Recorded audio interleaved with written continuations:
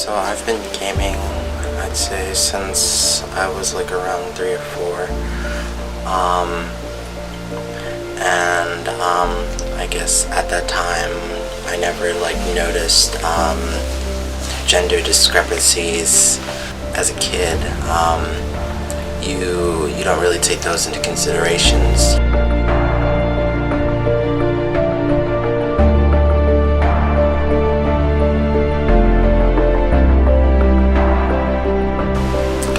So what eSports are, or what it stands for, represents, electronic sports, and that's a series of games that are introduced into, a competitive play. So you have series such as, Call of Duty, you have Overwatch, you have Super Smash Bros, Melee, and you have League of Legends, and there's a lot more because like the roster of gaming, I believe, is like up in the hundreds, I would say.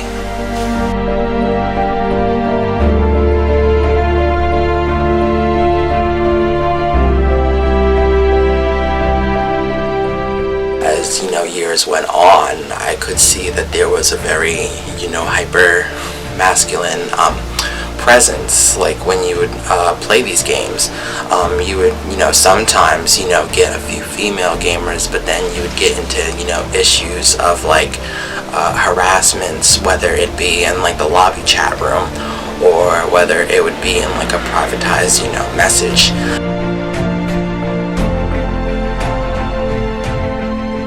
So like dominated by male perspective, as well as male culture, and through that it kind of like brushes aside female gamers, whether they be cisgendered or transgendered or non-binary.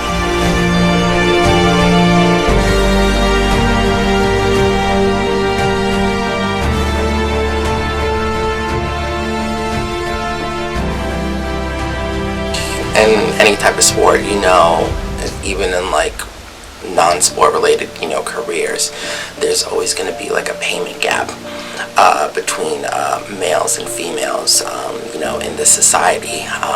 In eSports, it's ridiculous.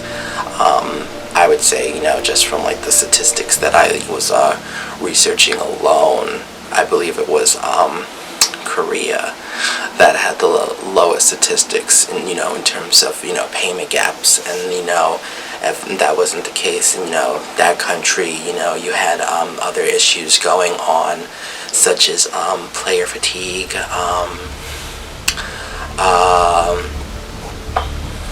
arthritis pains from long time gaming. Players became mentally unstable, in some cases, due to losing. It caused like some players to go into like emotional distress, to which like some of these top end games had to like enforce new rules and regulations, especially on females, getting a little bit more less time than males. So with a MOBA game like League of Legends, you have certain game modes such as Summoner's Rift, which is like a 5v5, like a 5-player versus 5-player match, and you also have non-competitive matches where you can play against AIs, so that you can learn how to like play like certain champions, as well as getting accustomed to certain lanes. And then you would have like another mode such as ARAM, a bridge battle.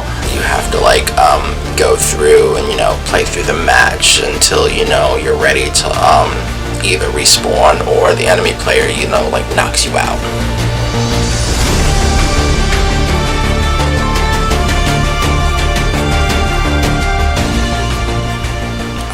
I actually had a friend, and she's female, tell me a story of just her experience alone playing League from time to time, and this person that was playing with, was just like a random person, was being like incredibly rude and condescending to her, and she's like not used to dealing with that sort of like stress, so she reacted like emotionally as a result. And this happens to like a lot of players, like even like in the competitive league.